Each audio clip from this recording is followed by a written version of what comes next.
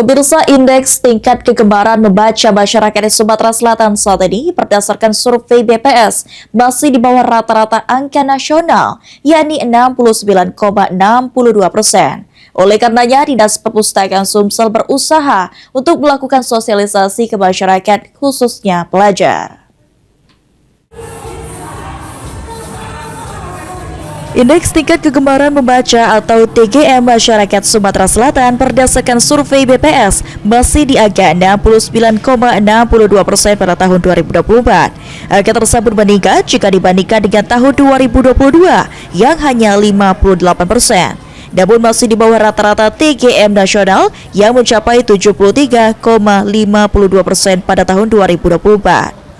Oleh karenanya, guna menggenjot minat baca warga Sumsel, berbagai program kerjasama dengan lintas sektor sehingga dapat meningkatkan minat baca.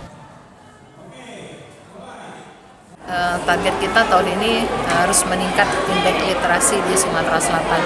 Tentunya ini membutuhkan kerjasama lintas sektor, lintas aktor, karena tentunya Dinas Perpustakaan tidak bisa melakukan kegiatan ini secara sendiri seperti yang dilaksanakan melalui festival literasi ini.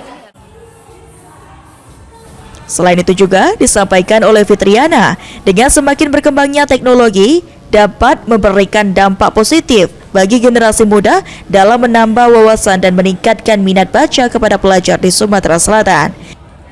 Eki Saputra, PAL TV.